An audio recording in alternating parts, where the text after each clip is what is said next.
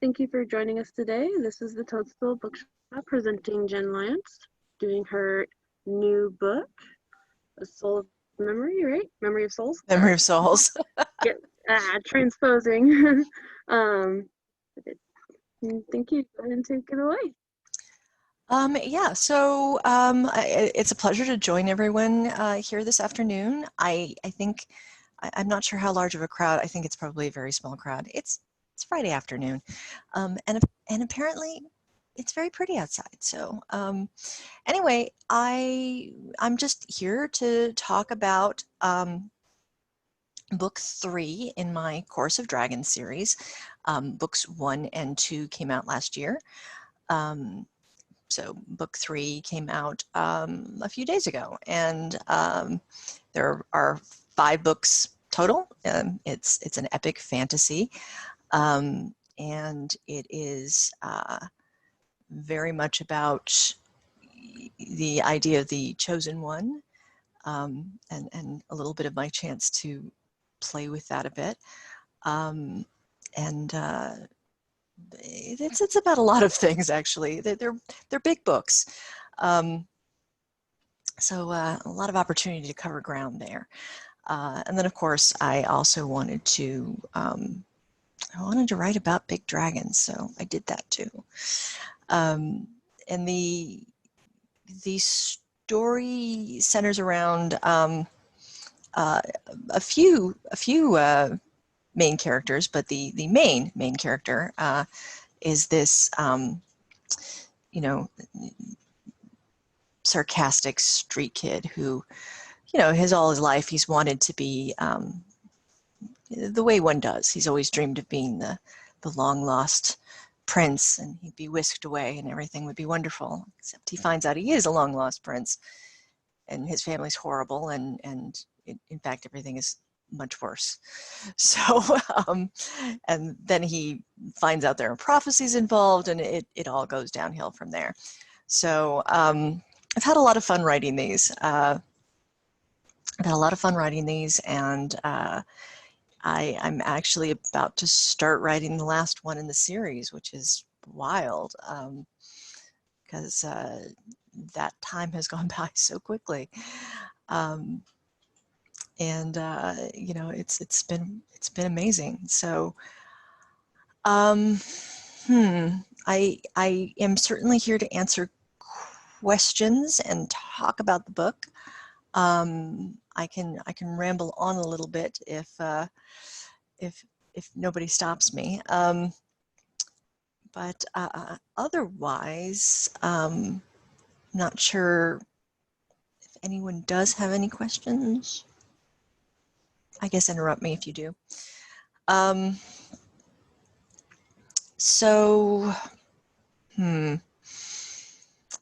what shall I talk about right now? How about, how long does it take you from the start? Like, when did you realize that the story was something that needed to be written? Okay, so the story, the world came about first. The world came about first before the story came about. It's roughly based off of an old D&D.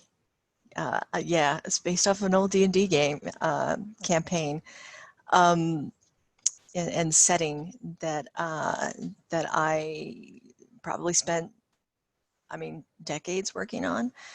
And then when I decided to start writing, this was it was the second book I ever wrote and the 6th book I ever wrote, which I know probably sounds weird, but so I wrote a book, enjoyed the process of writing, thought, this is fun, I should do it again. I should do something that was fantasy related. The first book was sci-fi. I'll set it in the world I already have, because it's here. Less world building work. I've already done the world building work. And so I did that. It was probably slightly better than my first book, meaning it was terrible. It was awful. And then years later, decades later, I decided to go back and rewrite it. And that became the first book in the series, The Ruin of Kings. So it's very much a series that's both been in the process of being written for a very long time, and also not, because once that first book was sold, and once I had a green light from Tor, yes, go ahead and write the other 4 books, that went very quickly, because, you know, the books are being released 10 months apart. So you got to keep it snappy to get that, to hit those deadlines. But so far, so good.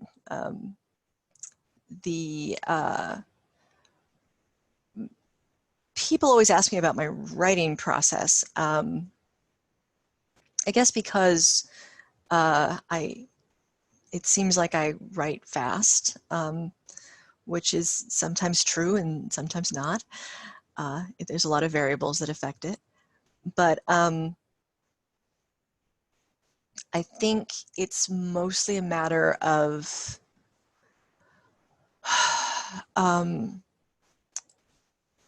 so I used to be one of those writers, there's a lot of us out there, that wouldn't really write until I felt like the muse was talking to me.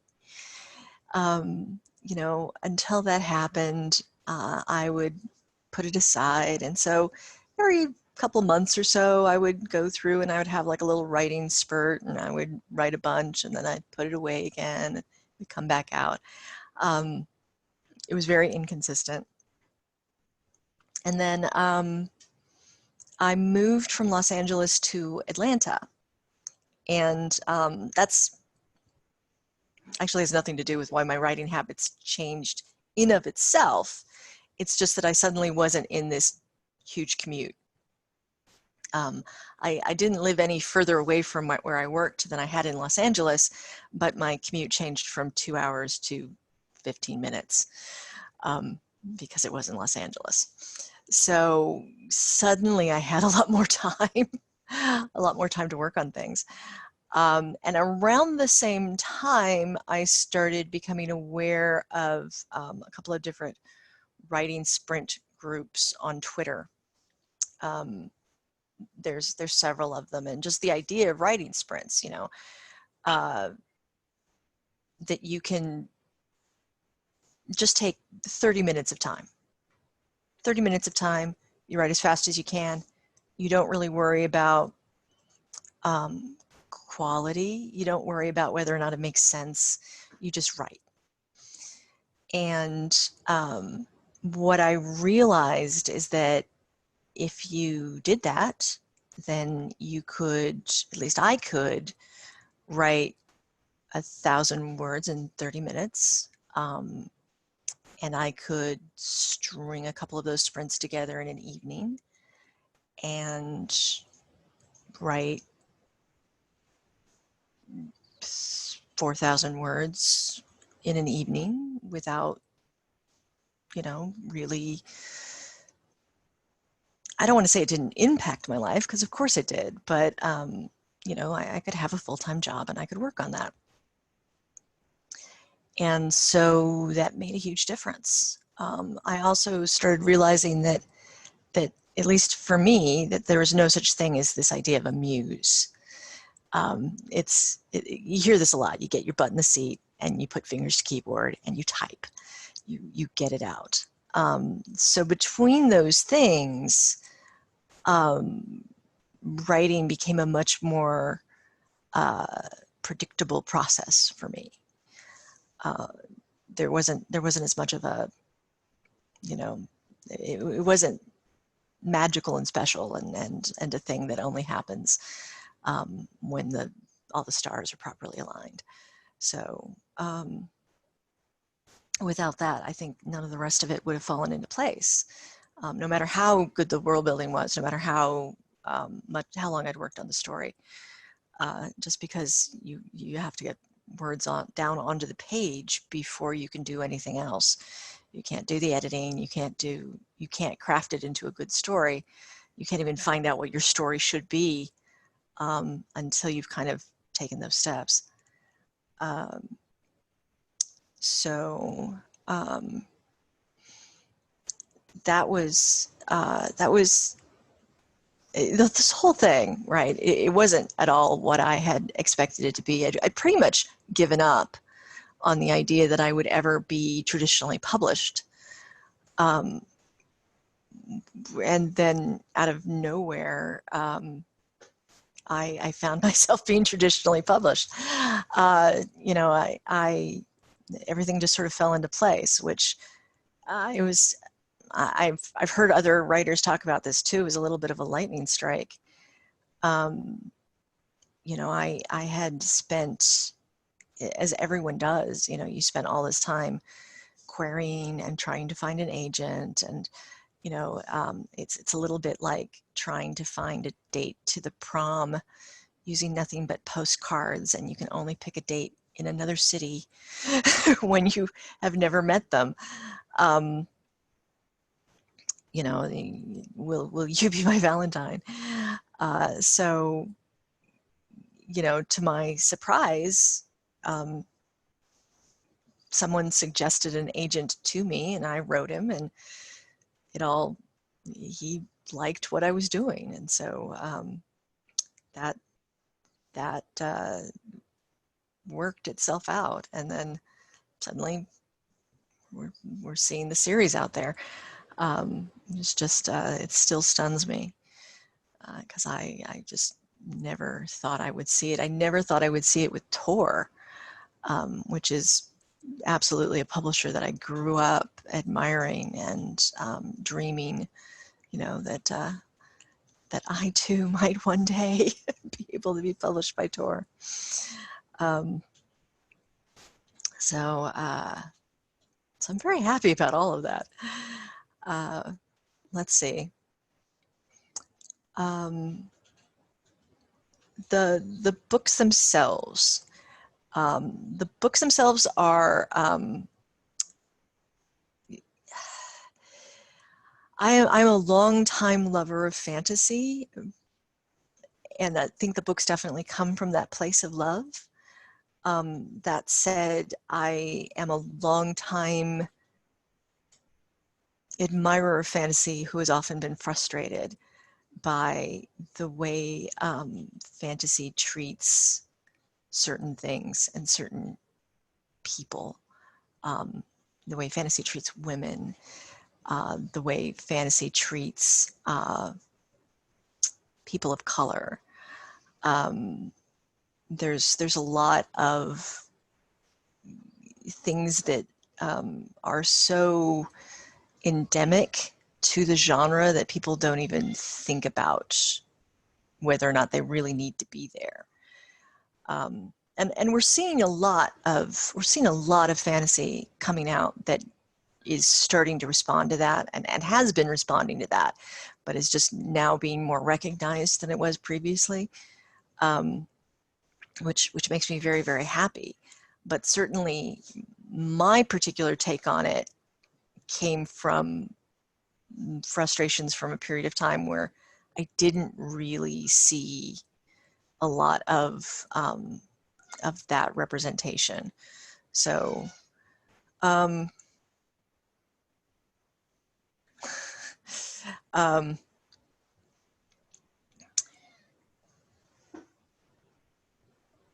so the books have a lot of that coming into them,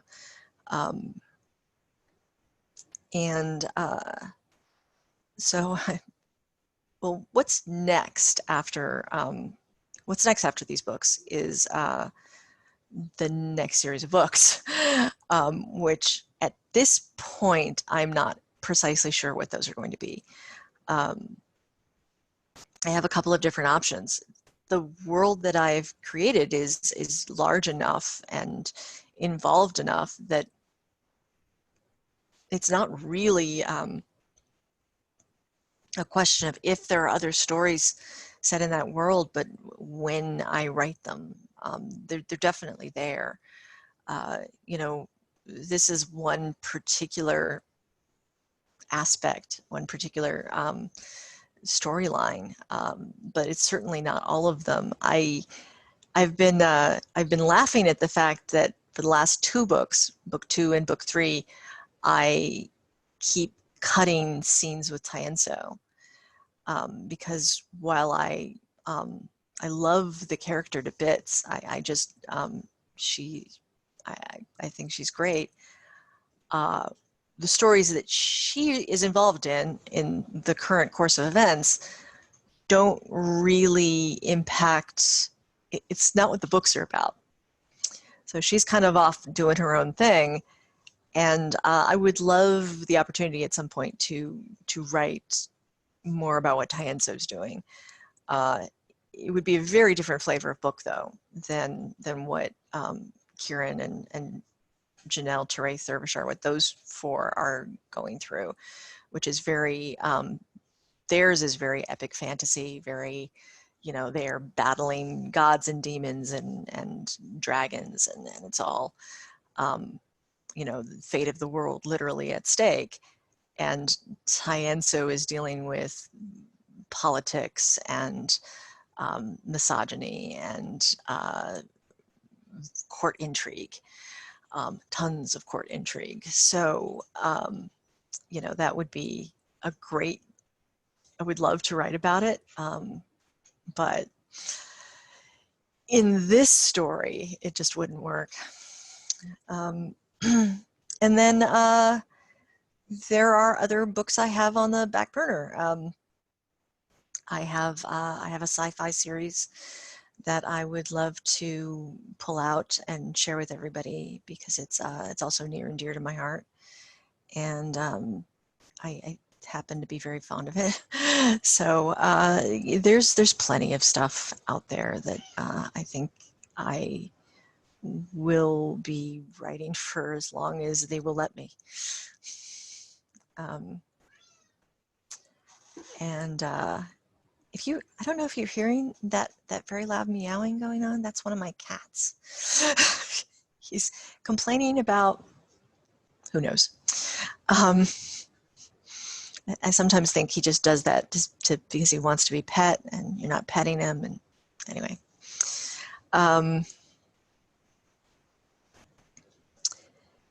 so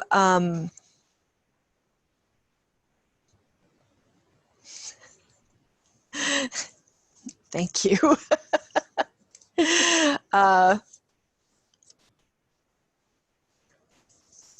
Okay, so Tienso, there's a couple of characters in the series and one culture that got away from me, as sometimes happens. You know, you sometimes when you're writing a story, you realize that that you have a character that you meant to be a minor character, and they've jumped the fence and gotten away from you, and they're not a minor character anymore.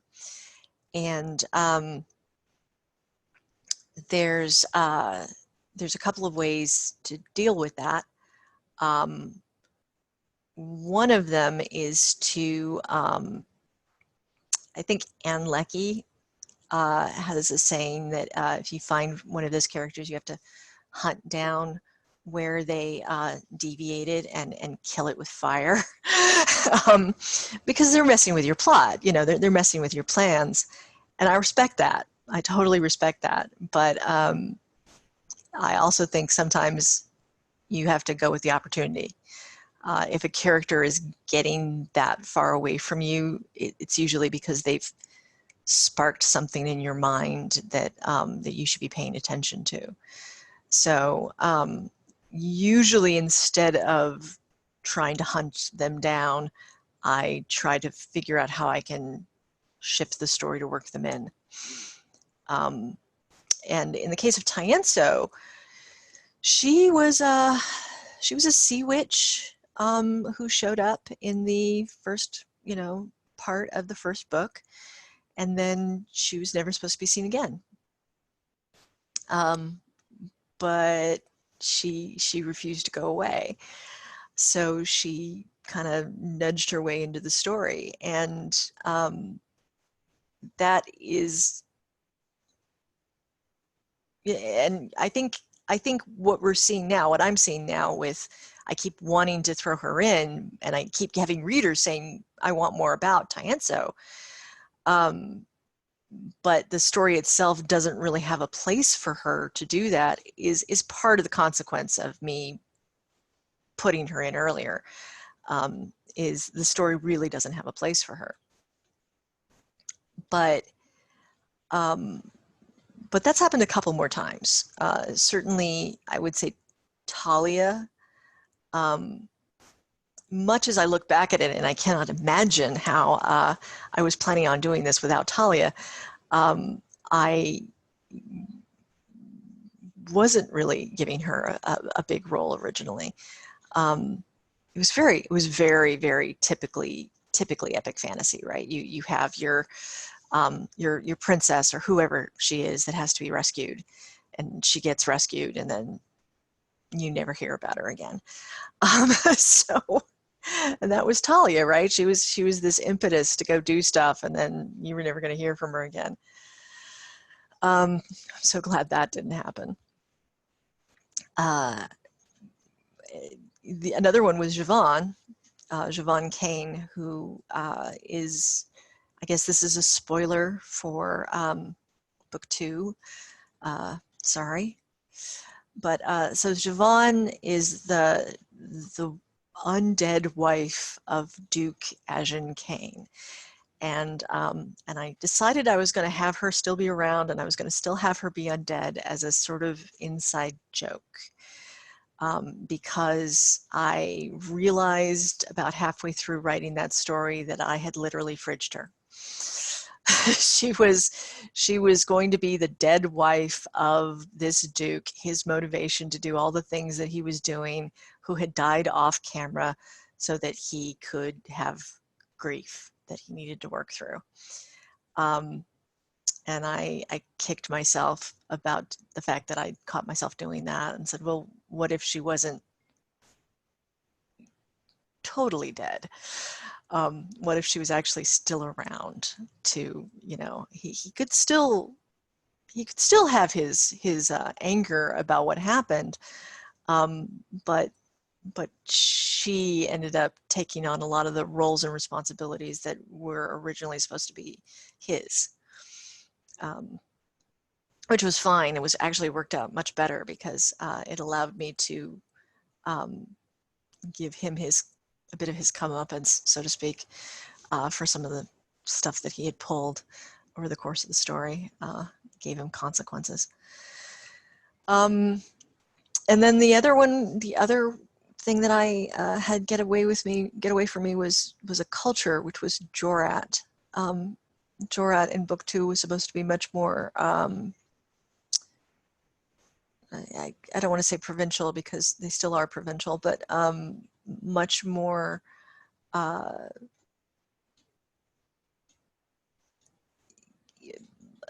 misogynistic and repressed and structured, restrictive in their viewpoints. And as I started to develop this culture that had evolved from Jorat is a dominion, a subgroup of the empire that evolved from a god king's slaves.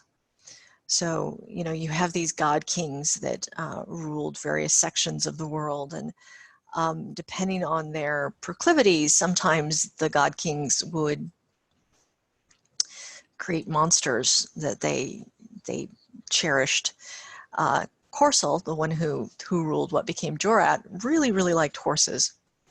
So he made a lot of changes to horses. He created centaurs. He created these sentient horses called firebloods that were not exactly normal horses in all kinds of ways. And he even fixed a lot of the health problems that typically plague horses. So Quur's horses don't have colic, for example. because Quur's horses can vomit. Um, and so when the Firebloods and the human slaves revolted against Corcel and they overthrew him, this is the culture in the kingdom that evolved from that. And they kind of refused to be repressed and refused to be misogynistic. And, you know, it's not it became far from a perfect society, which I wanted. I did not want it to be a perfect society. And they still have some serious problems. It's kind of a kingdom of jocks in a lot of ways. Like, they're not readers. So there's some real problems that they get into. But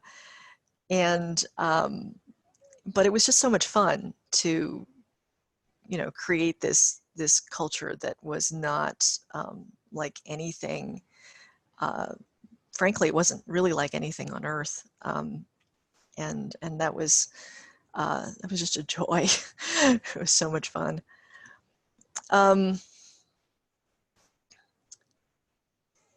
But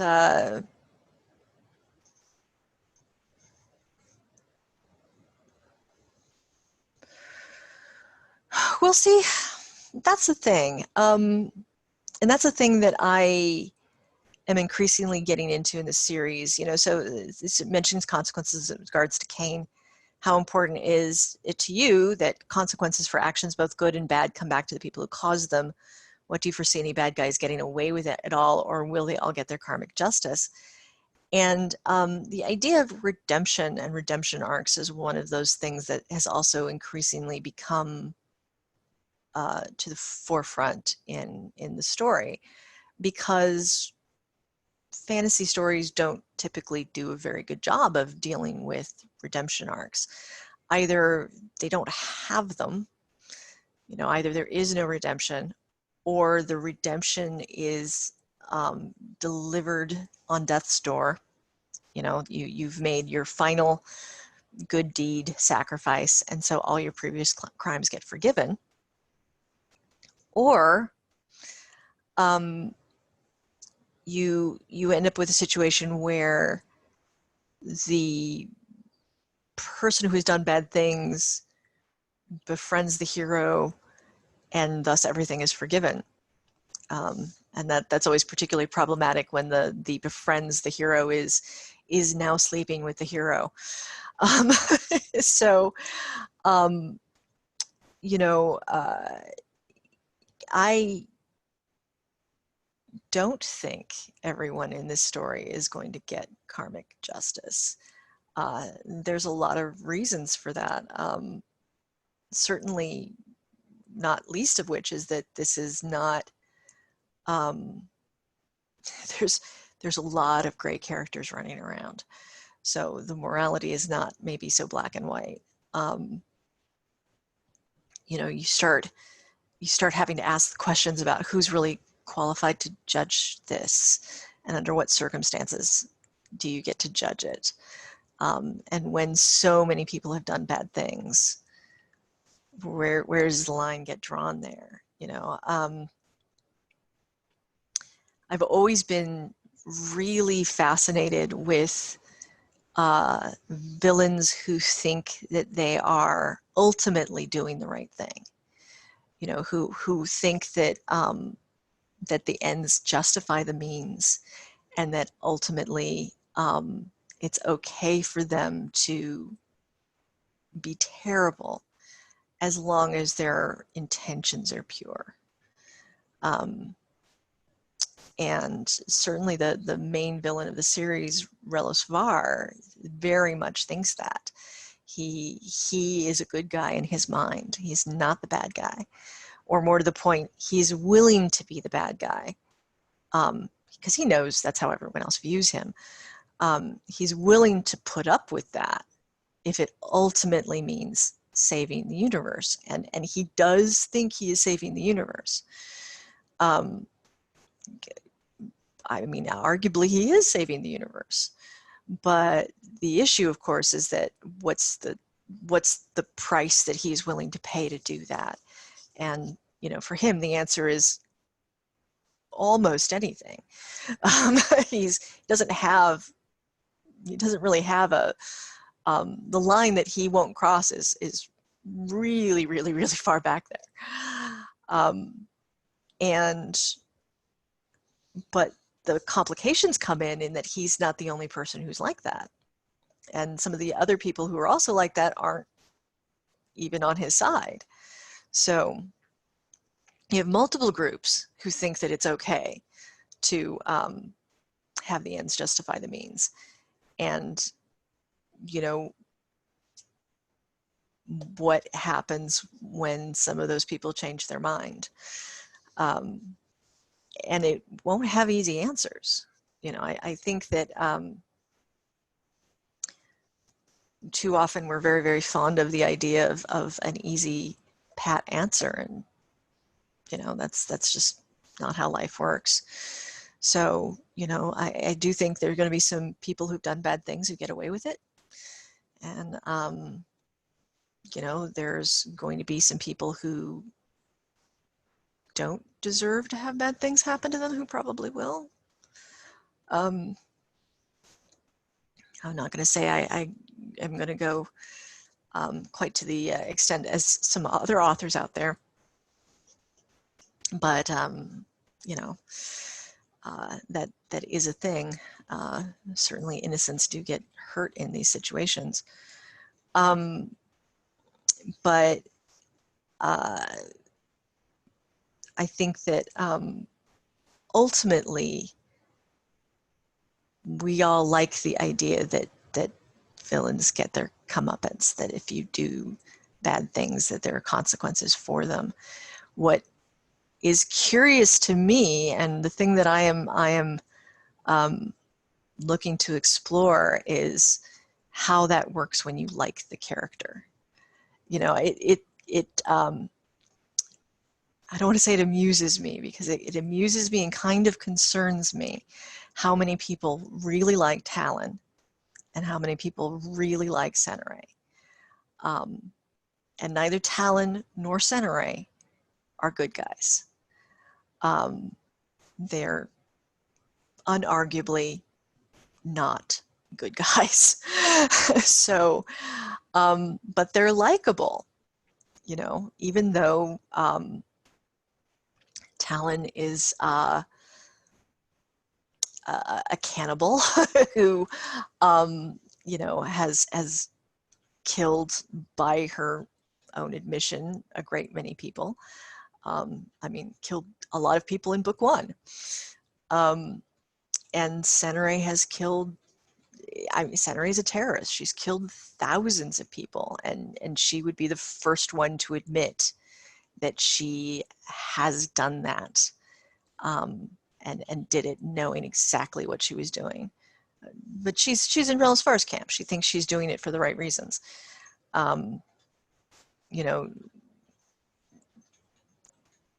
What happens? What do you do when it's people that you actually like who are the ones who have sinned? So, I definitely think it's a question I'm going to put out there. I'm going to keep putting out there. What is going to happen to them? I have to figure it out. You have to read the books to find out, I suppose. But I will say this. I, as a author, as a person, do not think the ends justify the means. So, given that is not a philosophy I personally espouse, I wouldn't be too terribly surprised to find out that, or you shouldn't be too terribly surprised to find out that ultimately my my writing is going to reflect that is not a good thing.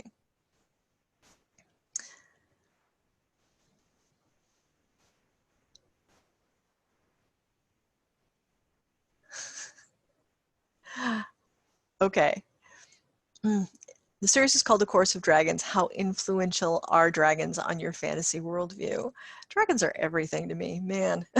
They just, I vividly remember being a child, very, very young, and my mother going to take me to see Sleeping Beauty. And I remember leaving the theater very upset because Maleficent had died. And it didn't matter that, I mean, yeah, I thought dragons were the best always, from the time, from a young age. So, anything that had a dragon on the cover, yeah, I read it. Which, didn't always work out, but usually did. Most of the time, if the book had a dragon on the cover, I was going to be okay with it. That said, I, from a very young age, didn't really like cute dragons.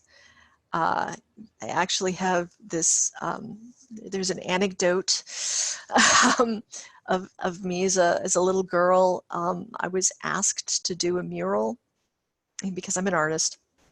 I was asked to do a mural of a dragon for the girls' club I was part of. They were doing a fantasy theme to this big party they were having, and they knew I loved dragons, so they had me, asked me to draw a dragon, and I gleefully jumped on that opportunity. I mean, I was there for it, and I drew Tiamat because I'm me. I drew Tiamat, and they came back and they were like, "You, could you maybe, could we convince you to draw a cute dragon?" And I very, very offended declared that dragons are not cute. Toothless is very cute, by the way. Very, very cute. I'm okay on cute dragons now. but that idea of fierce, the dragons that can sit on a mountain and are as large as a castle and are just the pictures of them wrapped around a city kind of thing, never left me as being a thing that I loved. So when I created the dragons for this story, I very much was influenced by some of the dragons from Tolkien and Earthsea, and these dragons that were not something that you could casually, I don't want to say casually, but I always had this, as a child, I had this very strong opinion that dragons needed to have a certain gravitas, that dragons needed to be what as an adult I would call kaiju level scary. They needed to be a thing that you would not think that you could defeat with a couple of guys, even if they had guns. So I did that. The dragons in this book are all very, very terrifying, and not something that an army can casually take down.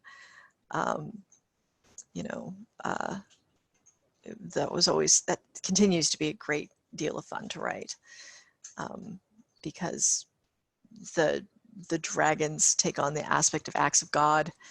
They're just so big and so terrifying that you can't kind of casually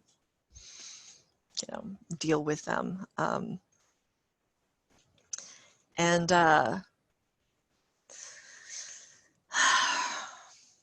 I mean, they all had their various qualities to them. So there's there's only a limited number of dragons in my world. Dragons don't come about in the world that I created the normal way. Dragons are not a race. Dragons are actually kind of a magical Chernobyl event. They're a something gone terribly wrong is what created dragons. So it's only those dragons who were there for the event who became dragons. That's how they were created. So you know, I've had people say, well, what if what if these dragons, how do they reproduce? How do they don't.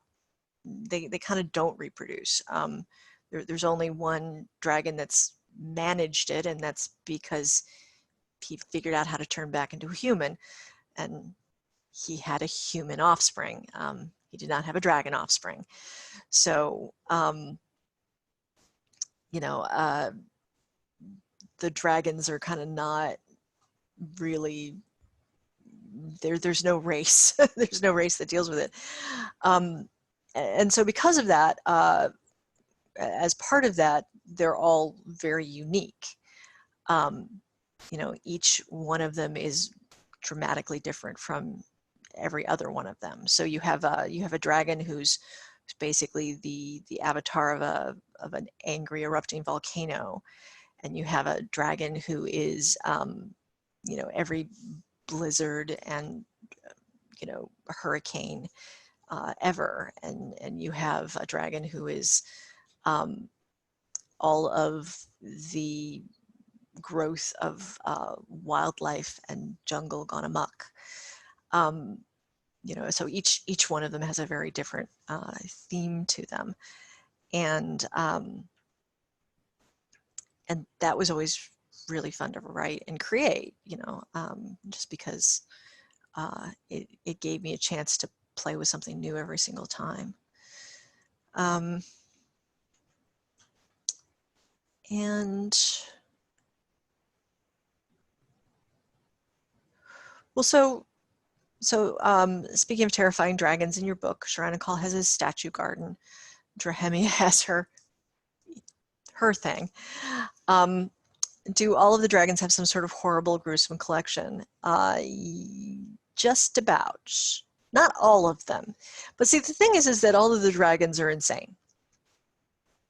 The thing that created them drove them mad. So, and some of them weren't necessarily great people before the event, but certainly after the event, they all got twisted. So as a result of that, that has manifested in particularly horrifying ways for different dragons.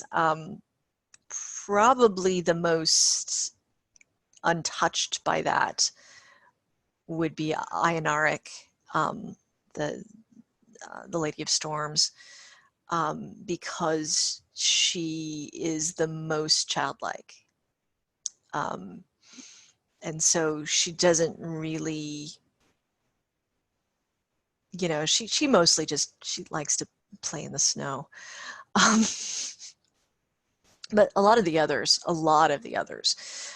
have some really horrifying, you know, habits, collector sets, so to speak. You know, Balosh has his Sali collection, his gem collection. So Sali are the series does a lot of stuff with souls, and with the idea that that souls have a kind of physicality to them. So you can take somebody's souls, and everyone has two. You can take everybody's souls out. When you take somebody's souls out of their body, there's a way to do it that that kind of calcifies them. So and you can then take that and put that back into a new body, or you can use the energy off of it, or you can do all kinds of things with it.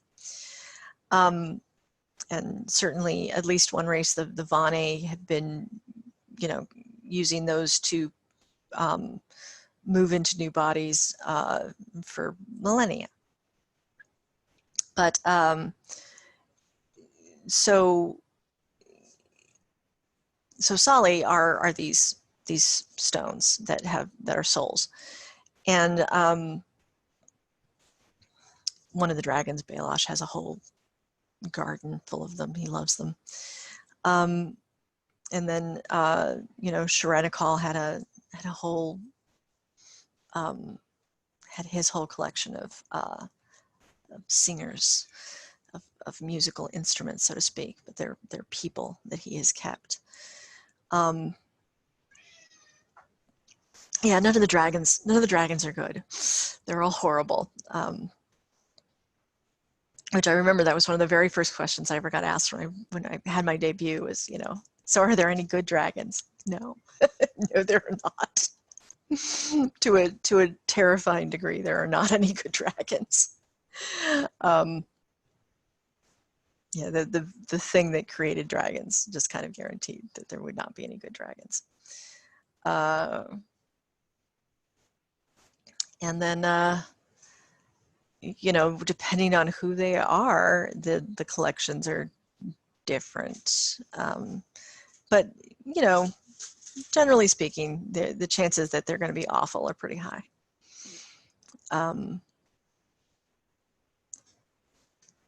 So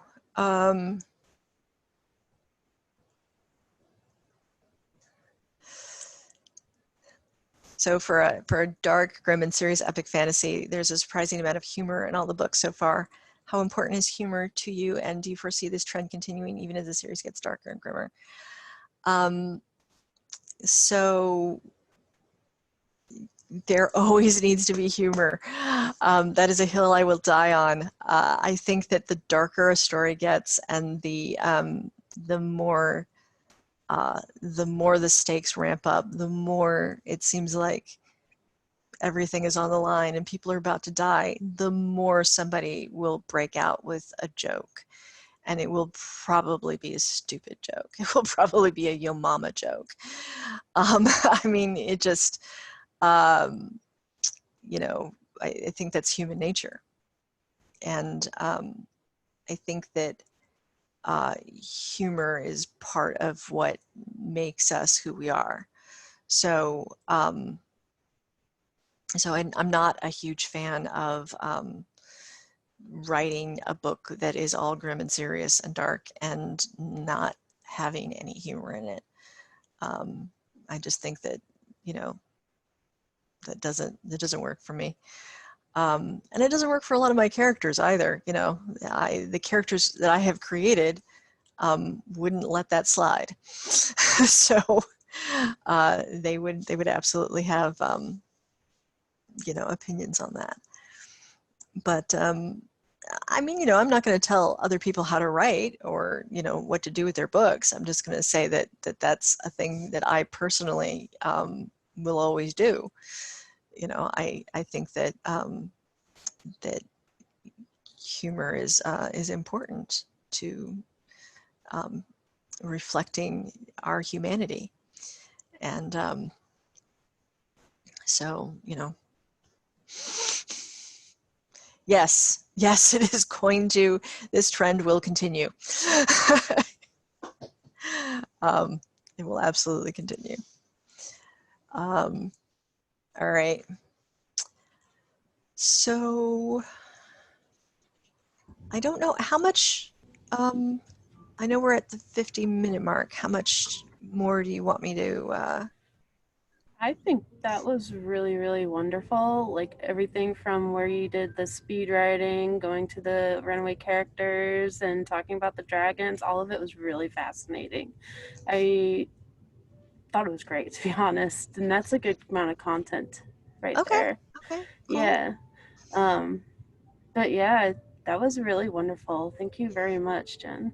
Oh, it was definitely a pleasure to be here. So thank you for letting me ramble on. Mm-hmm. I think you did great. All right. Yeah. Well, then thank you everybody for joining me. And Memory of Souls is available now, and definitely if you are interested pick up the first book, which is The Rune of Kings, which is also available. Yeah, and anybody who is looking to pick it up, we have some really, really beautifully written and scribed book plates from Jenn that we just got in the mail today, and we'll have them here for you guys to put in your books. All right? All right. Thank you very much. Bye.